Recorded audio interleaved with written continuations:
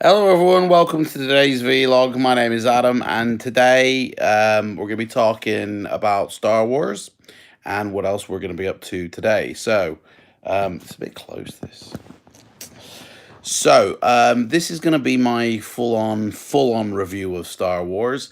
If There'll be spoilers at the end of this video, right?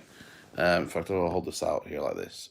There'll be spoilers at the end of this video, so if you haven't seen it or if you want to watch it, and you don't want it to be kind of like you want it to be surprises and all that, I'll let you know it toward the end of this video when spoilers do occur.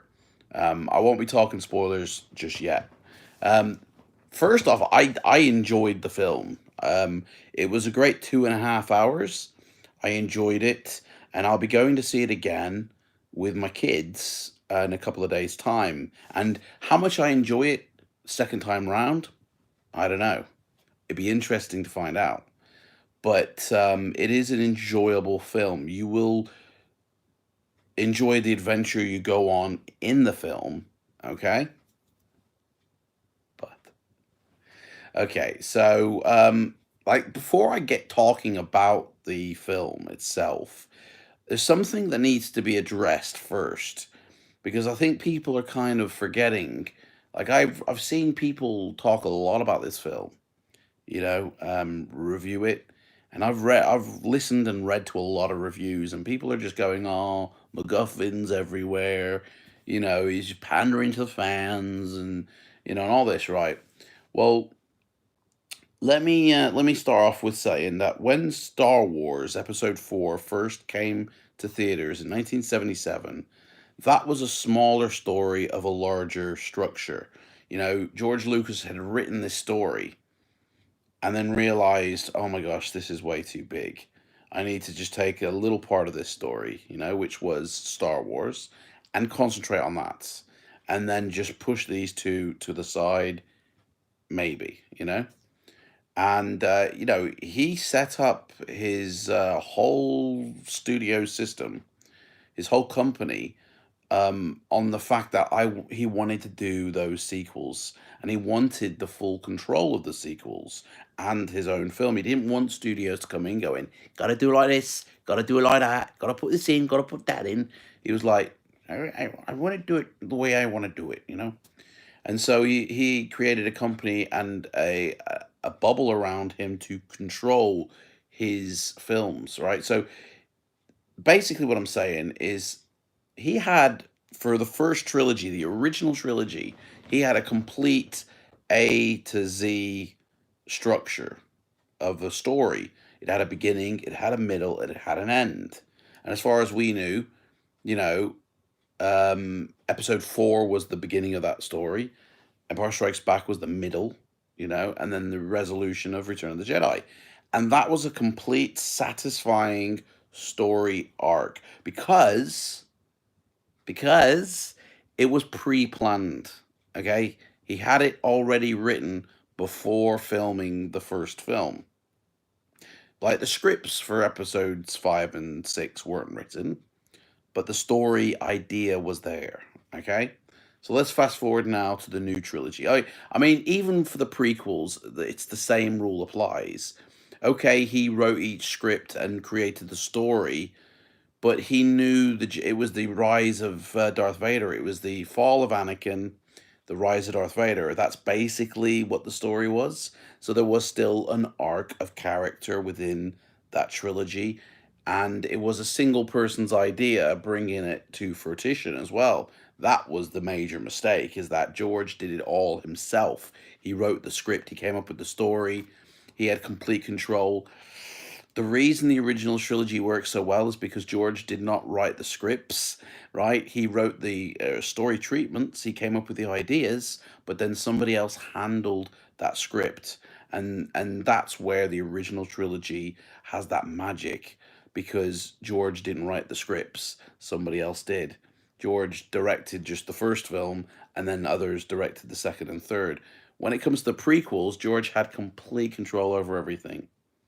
That's probably why a lot of people don't like the prequels, because George was like just massaging his ego. I enjoy the prequels, but anyway. get him back. So fast forward now, Disney have got it, right? And back in 2013, they announced, guys, guess what? We're going to be doing a new trilogy. You know, the first trailer to the first one, Force Awakens, drops in 2014, a whole year before the film comes out, and then the film comes out in 2015. Now, they only had the first film story tracked, right? There was no script for Last Jedi. There was no script for Rise of Skywalker. They had no idea what they would be doing when the film came out. Then the script for Last Jedi was written. You know, the story was created. Once they'd seen that reaction from the audience. And then Rise of Skywalker, again, because of what happened in Last Jedi, that was written bouncing from that film. So basically, Disney were making it up as they go along, right? That's pure and simple. Kind of what George was doing with the prequels, but he had an idea of where the story structure went. You know, the original trilogy, he knew exactly what the first film was, the middle film, and the end film. You know, the prequels, he had a general idea. These new three films were all made up on the spot, basically. Disney did not have a complete story arc for these new films. They just said, here's the first film, boom. Right, let's make the second one now. Do you know what? Let's just change it up a little bit. Get that director who likes to keep you guessing, right? Let's see, what did they like about that film? They liked what JJ did when he gave them what they wanted, right? Don't give them what they want. Take it away from them. Yeah, do that one. Even, you know what? Call it The Last Jedi. Not Return of the Jedi. It's the last one now. Completely mess with their heads. I mean, they might as well have said that, right? Do you know what I mean? Because Last Jedi was like the most un-Star Warsy film ever. For the fans. I mean, there are people who like it. I understand that, but and then Rise of the Skywalker, right, is a film based off Last Jedi. Basically, it's a film based off The Last Jedi, not a film based off a story arc tracking through all these three films. It was basically a direct result because of The Last Jedi. You know, it was Disney going, right, what? They didn't like Last Jedi. Ryan, what have you done? You've spiced us, mate. Ah, but you know what? We did say we'd do that. So okay, well, just give them what they want. Just, you know what? It's the last film. Give them what they want. Yeah, and JJ does that. He gives us all what we want to see. You know what? They kill. Okay, spoilers now, guys. Spoilers. Spoilers. Spoilers. So JJ's like, right, I gotta write the story. You know, and I gotta come up with a good story. They loved it in the trailer when they saw Han Solo. You know, a guy cried in the trailer when they saw Han Solo. But I killed him off in the first film. Oh, do you know what? Let's just bring him back. Let's just make a way for him to come back into the film. Yeah. Who else can we bring back? Lando. Do you want to be in it, mate? Come on in. You be the new Han Solo, yeah? You be Chewbacca's wingman. All right, okay. Who else can we bring back? Leia. Leia died.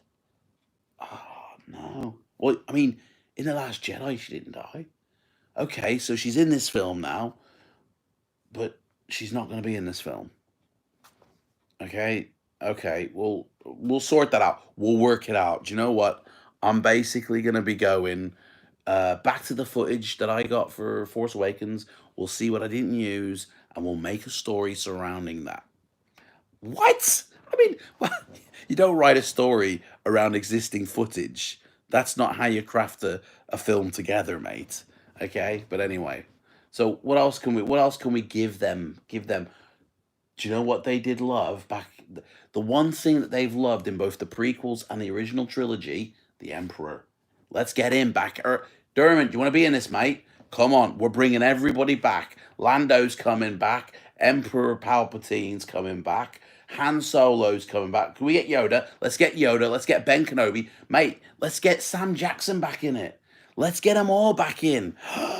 I mean, JJ must have been going, guys, we need to give them what they want because Last Jedi took it all away from them. So let's give them Han, let's give them Yoda, let's give them Ben, let's give them Mace Windu, let's give them every single Jedi you've ever seen. Let's give them, everything. And that's what JJ did. He basically made a film for the fans and he gave us everything we wanted to see. I mean, it starts off with, in the title crawl, going, Emperor Palpatine is back, guys, and he's laughing his way through the universe, and Kylo Ren hears this and goes, "What? The who? Like, do you know what I mean? He doesn't know who bloody Palpatine is, but he rushes to see him. He'll rush to see him, and then he's like, I've been every voice in your head. And then you hear Darth Vader and you hear Snoke, and it's like, ooh, he's back. But then you see him, and he's like, he's Frankenstein. He's plugged up, and he's like, I'm back. And he's got this audience around him, like he's doing a TV reality show. I don't get it. Like, Emperor reality show, right? And he's like, we're going to be transferring my mind into a new Jedi mind, or do you know what I mean? And it's like, at first he wants to kill Rey, but then it's like, bring her in, bring her in. I'll donate money if you read my comments right now. Mate, what? Mate, I don't know what that's about. Well, I just did though. So, unbelievable. Yeah, so it's like the Rise of Skywalker is a film giving the fans what they want, right? That's not what the original trilogy Star Wars was about. All right, it was about a story. It was about the group surviving through this story together. It was about a single man's vision, right? This Rise of Skywalker is just like somebody who's desperately trying to reverse the fans, you know, hatred for another previous film. I enjoyed the film. Don't get me wrong. I enjoyed the film. I'd see it again, But yeah, it's when people say, "Oh, it's just pandering to the fans," they're right. It is, but it was cool to watch. The imagery was beautiful, like to see. You know, it was really nice to watch. It was. There were some twists in it. There was a nice twist where you thought Chewie had died, and you thought, "What?" It's like they've killed Chewie. What the hell? And the moment that it happens is pretty cool. It's like, and then you think, oh my gosh, they've just nuked Chewie.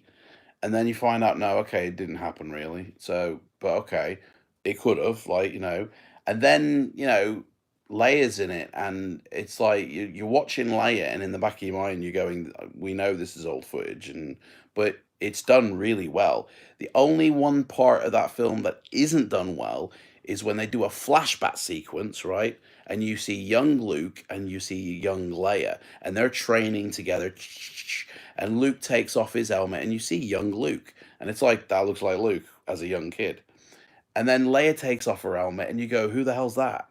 Because she looks so weird, like CGI weirdness, and it worse than what Rogue One did. And it's like that just takes you out then for the moment. But it's only a brief second. And then, they do a nice little tribute to Leia. They do a nice little send off, but it's just a weird one because it happens so quickly. It's like, and you don't understand the way the Force is working now because Leia kills herself basically to save her son. That's fine. But I don't get the way it happened. I don't understand. So Rey and Kylo Ren are fighting, and it's obvious that Rey is a better, laser sword fighter, lightsaber fighter than Kylo.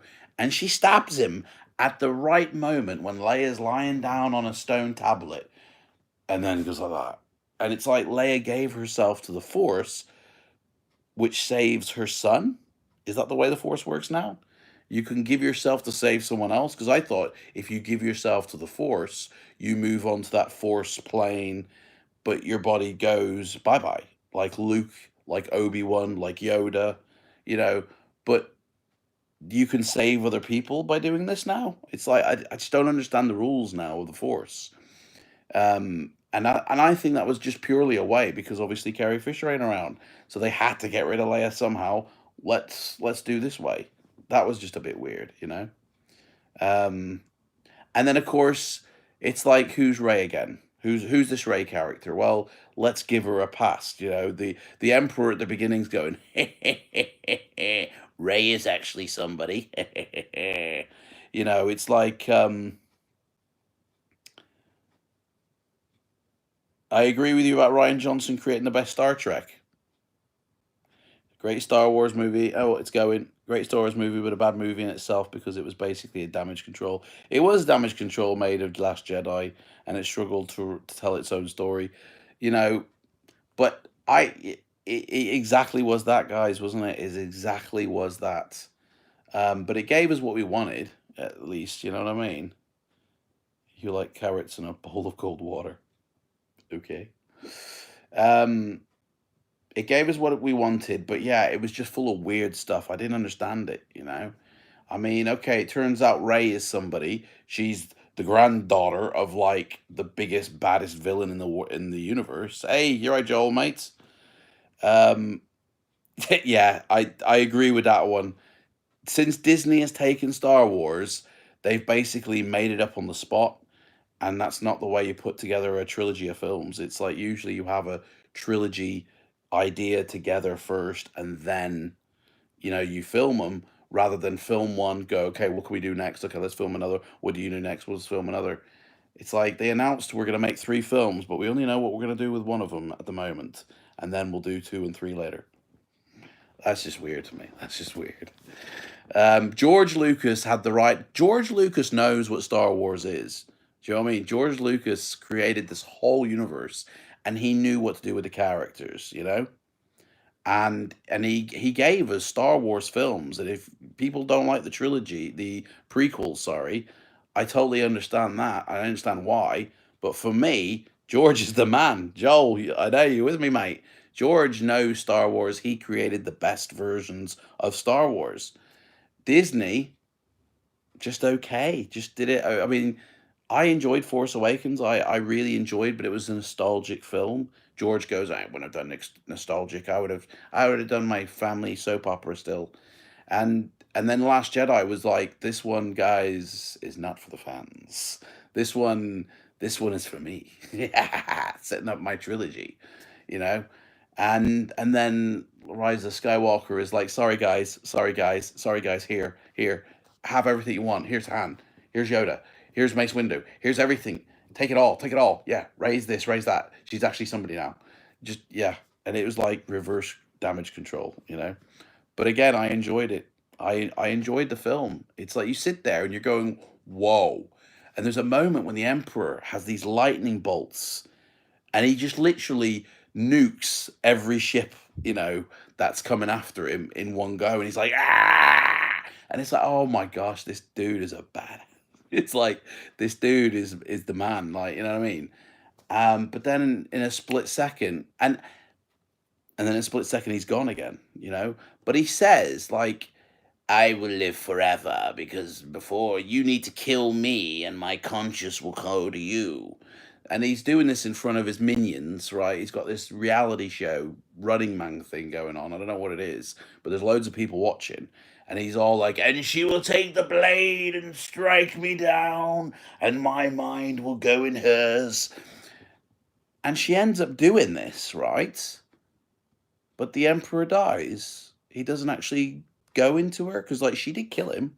So by then theory, his conscience should have gone into Rey. But at the end, Rey's like back at the Tatooine homestead, burying the lightsabers and going, yeah, this will be my home, looking out to the twin suns. And then somebody goes, hey, what's your name? And that's a bit weird. Someone's just go, oh, what's your name? And she goes, oh, I'm a Skywalker. No, you're not. You're a Palpatine. Why are you lying? Why, check your passport, love. Do you know what I mean? But she didn't strike him down in hate. Oh, it's like she has to do it in hate. Oh, you got to do it in hate. There's rules, mate. There's rules. I don't understand the rules. Again, this film just changes the rules. I don't understand it. I always thought that if you know what I mean, you strike them down and that's it. Anyway, so this is my review of Rise of Skywalker. My hand has gone to sleep. Hang on. Oh, my hand that was holding the microphone, the camera. Sorry, gone to sleep. Um. So yeah, so weird, wasn't it, guys? You know. There's and it does happen at a very fast pace. It starts off straight away from the get-go and then does not let up. There is not a single moment of pause. You know, like in Return of the Jedi, there was a moment where between Luke and Vader where it was all very quiet and he was hunting him down, going, "Your sister, you have feelings for your sister." And it's like it was very slow and very quiet. This one is just pummeling you with story and getting to the next location. Do you know what I mean? It was just pummeling, boom, boom, boom, boom. It was the hate and passion that led Anakin to the dark side. So, oh dear, that's gone. Oh, I don't know what happened there. Um, it's just pummeling you with story, and it doesn't let up. There's no quiet moments, you know. And whereas the Return of the Jedi, between Emperor Luke and Darth Vader, there was this build up between the film like that, and it steadily goes up and up and up and up like that, you know, and it's a build up to the end bit where then Vader goes, "You know what? I've had enough of this, mate. You're going over," and he throws him over, and no, in the Blu-ray edition, and it's like that's a nice little build up, and there's moments where it's very quiet and it's very atmospheric. This is just boom, boom, boom, boom, boom, boom. And there's no build up. There's no atmospheric build up. It's just boom, boom, boom, boom. You know, and then before you know it, you're watching the credits going, whoa, whoa, that was Rise of Skywalker. You know what I mean? Thanks, Joel. I don't like the yeah. Do you know what? I've got 35 millimeter prints, Joel. I watched them. I watched the Return of the Jedi as it was in the cinema, and yeah, I leave the no no no goodbye away. You know what I mean?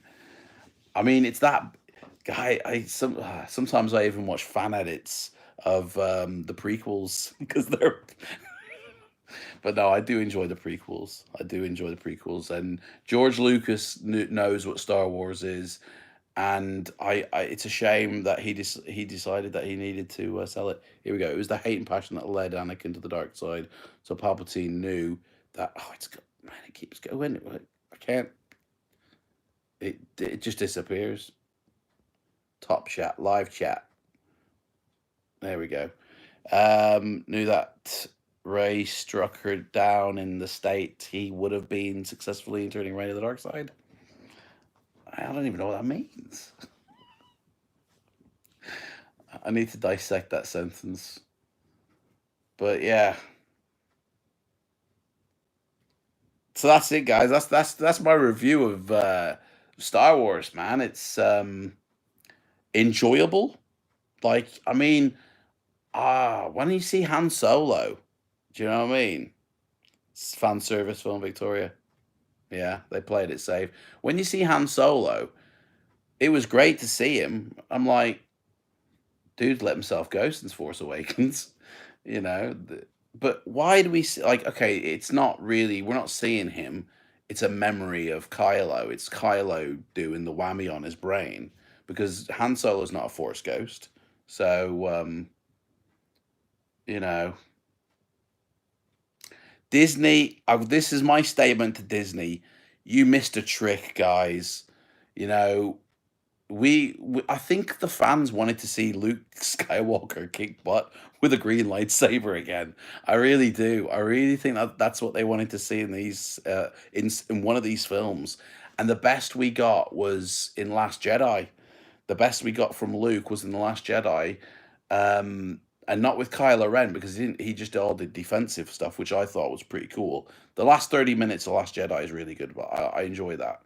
Um, but when he's fighting with Rey, that's like the best we ever get of Luke, and he uses the Force to stop him from falling and stuff like that, and the flashbacks you see him. Do you know what?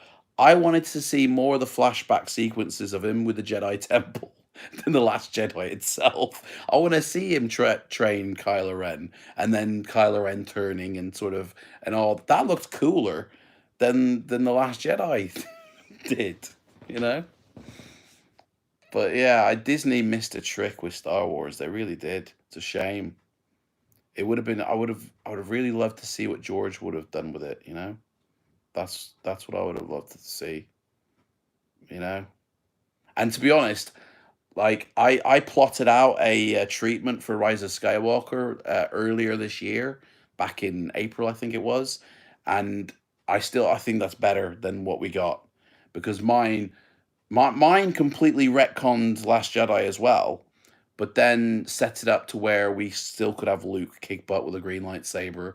You know, you could still bring in the Emperor, and nothing of what Last Jedi did made any difference because it was all a dream sequence that Luke thought of, you know. Um, yeah, but anyway, I enjoyed Last Rise of Skywalker. I really did.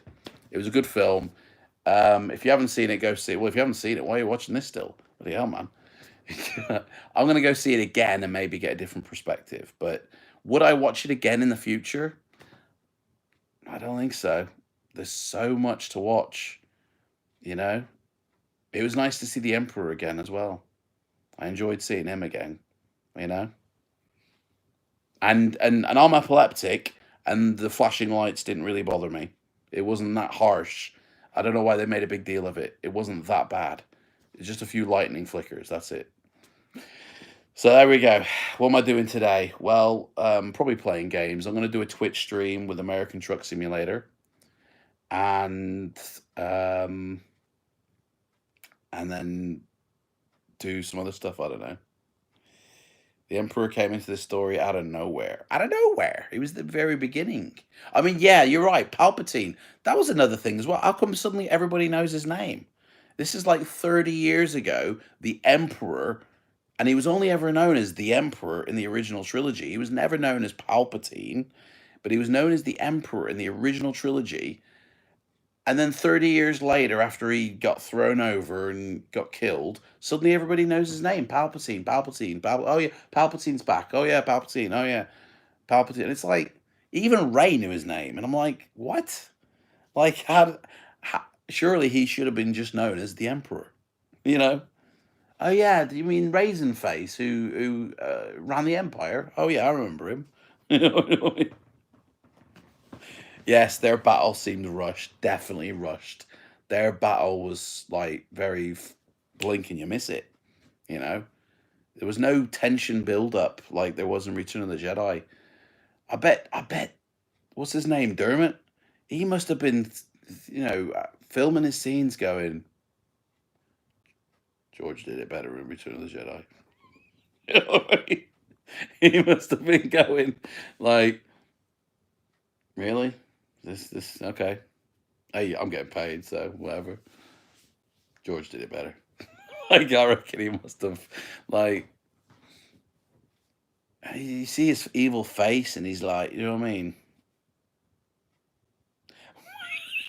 Yeah. Well, actually, Mothra, he could have he could have used, like he did. Evidently, in the comics, by the way, Emperor Palpatine is Anakin's true dad, right? In the comics, he like used the Force to create life, like he talks about in Episode 3, and he impregnated Shmi. Do you know what I mean, with Anakin? So, for all we know, like there was no chick who came along going, "Raisin Face, I like your look, let's get it on." You know, oh, lightning, I like that. Yeah, I don't. That might not have happened. It was probably more like emperors sitting around going, "Make a baby," do another one, and like somebody got preggers, but then she's the grandchild. You know what I mean? So she's not direct. She's from someone who's who's raised parents. That was okay. They were the junk dealers, weren't they? So which one was Palpatine's kid?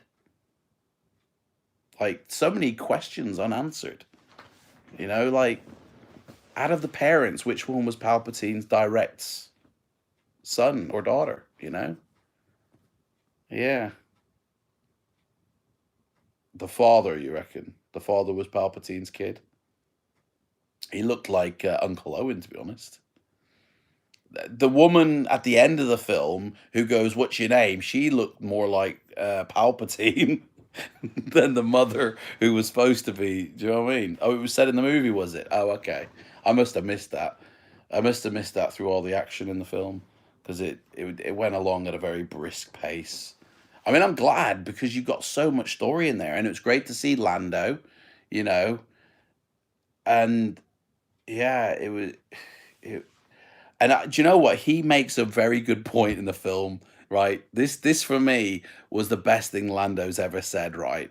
And he's like, and this is the epitome of Disney versus George Lucas. Okay, so you've got Poe Dameron going, I don't know what to do. I don't know what to do, which is Disney going, I don't know what Star Wars is, guys. I don't know what to do. And then Lando comes in from the original trilogy, right? And this is George Lucas now going, hey, baby, we did it together. That's how we fought it. We did it together. And it's like I just feel that like, that's Disney versus George Lucas. Disney's going, guys, I don't know what we do with this bloody Star Wars films. What's a Star Wars film? I don't know. We bought it. We got to do something. Let's do something. And then George is going, well, it's do it. Make sure they're together. The ensemble cast. Make sure they're doing it together. And some of the best scenes of dialogue in that film were when they were bantering each other, when they were together as a group. That was the best scenes for me in the film was the dialogue between the group. But that made me laugh when Lando was like, or when Poe was like, how do we do this? I don't know what to do. And then Lando just comes in with the right answer, going, well, just stick together, do it as a team, teamwork. It felt like a Captain America moment. We'll do it together. So yeah, that's it. Who else wanted to really see Hayden? Mate, I seriously thought Hayden was going to be in this film. Hands up, who else thought Hayden was going to be in this film? Put a thumbs up if you thought Hayden was going to be in this film. I really did. I mean, you hear his voice in the film, so he technically was. He was one of the voices at the end talking to Rey, all the Thousand Jedis.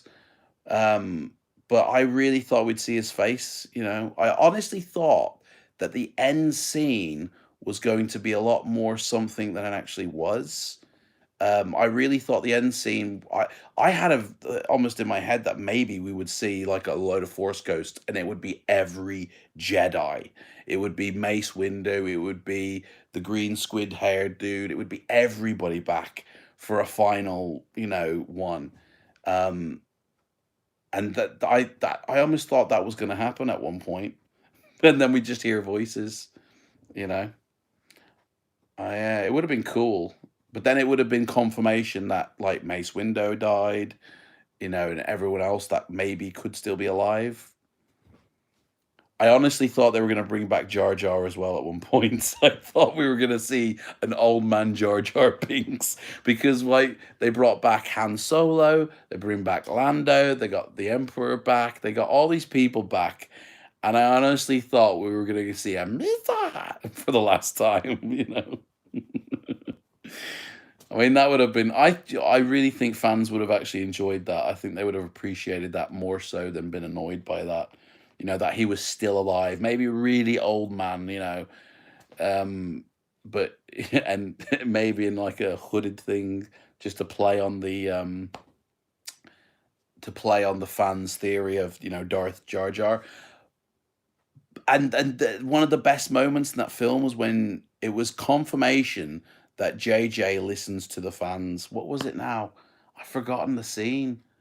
Victoria knows. We were talking about it. It was something that somebody said, I think, And it was like, well, that's purely because of what fans have said, you know, and now it's a thing. Um, oh, what was it, man? I've forgotten it. I have forgotten it.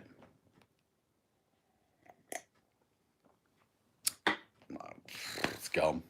But it was a really nice moment. It was confirmation of something, and it was like a fan theory or something that people fans have been talking about from like um I used to live in America, mate. I used to live in Texas. So I've got a slight faded Texan accent, which sounds now like I'm from Somerset. Um, but I live in the UK. What was it now? Victoria's not here, obviously. Victoria would have said it by now. It was at the beginning of the film, and it was somebody said something, and to me, I was just like, that's purely because of what the fans have theorized. But it's gone, completely gone. Anyway, do you know what? I better go as well. This is 36 minutes long. People are going to think I'm tearing this apart completely. I enjoyed it. I enjoyed the film. I really did. Um, it's not a bad film either. It's visually very nice. The music in it, John Williams really collected a paycheck for this and turned in about 20 minutes of a score and then filled in the rest of all the other themes from every Star Wars film you've seen. I've got the soundtrack and it's only like an hour and 15 minutes long. So only half of this film was scored or is released on the soundtrack at least. But it's really nice to listen to because you hear every single theme from all the Star Wars films. So it's really nice. But original music, very little was composed, which is strange. Yeah, cheers, Moffat. Do you know what? I love these little chats, and every day I'm live doing a vlog, um, and talking about my day. So turn up for a chat, mate. Turn up for a chat, anyone, and I'll see you tomorrow, guys. All right, take care. May the force be with you. Bye. See you, Joel.